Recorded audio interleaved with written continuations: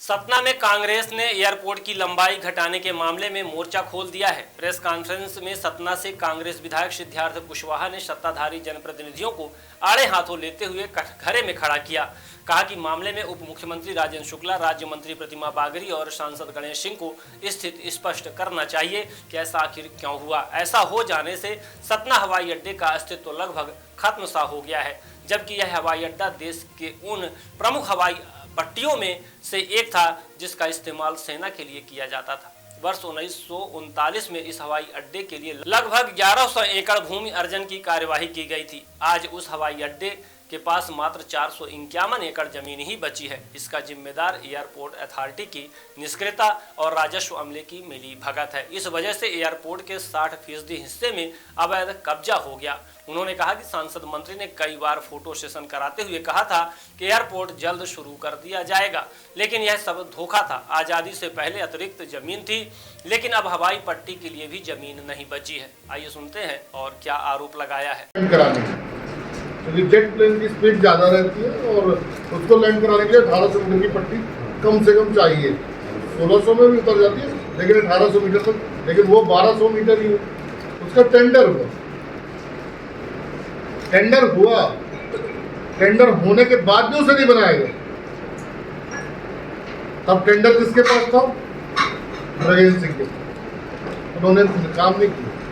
फिर उसके बाद ये हुआ कि हवाई पट्टी में जानवर आ जाते हैं, तो उसकी बाउंड्री बनाई जाए, और जो इसकी पूरी जमीन बाउंड्री के बाहर जो जिस पे अतिक्रमण हो रहा है दिन प्रतिदिन, जहाँ नगर निगम ने भी अतिक्रमण किया है, सरस्वती स्कूल ने भी अतिक्रमण किया हुआ है, PWD ने भी अतिक्रमण किया है।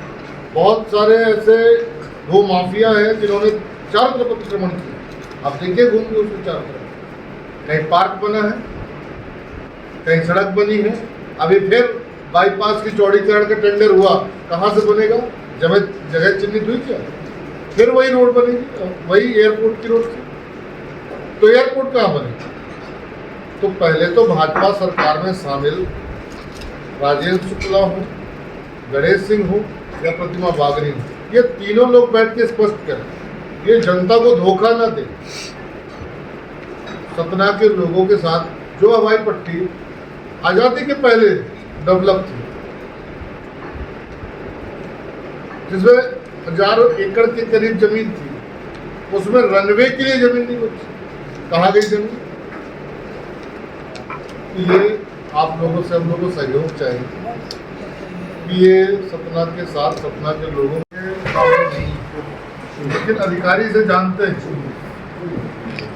पिछले कुछ दिनों से आपने देखा होगा कि बहुत सारे लोग एयरपोर्ट की जो नई लॉबी बनाई गई, एक व्यवस्था बनाई गई, उसमें कई बार फोटो सेशन हुआ कि अब एयरपोर्ट चालू हो रहा है, बन गया है, तैयार हो गया है, पूरे देश की हवाई यात्राएं सतना से शुरू होंगी। तो क्या मकसद था ये करने का? एक सांसद, एक प्रदेश सरकार का मंत्री जब इस तरह के वक्तव्य देता है, वहाँ पे जाता है, तो ये बोलने का मकसद क्या? कमी क्यों नहीं? आज से 6 साल पहले, 5 साल पहले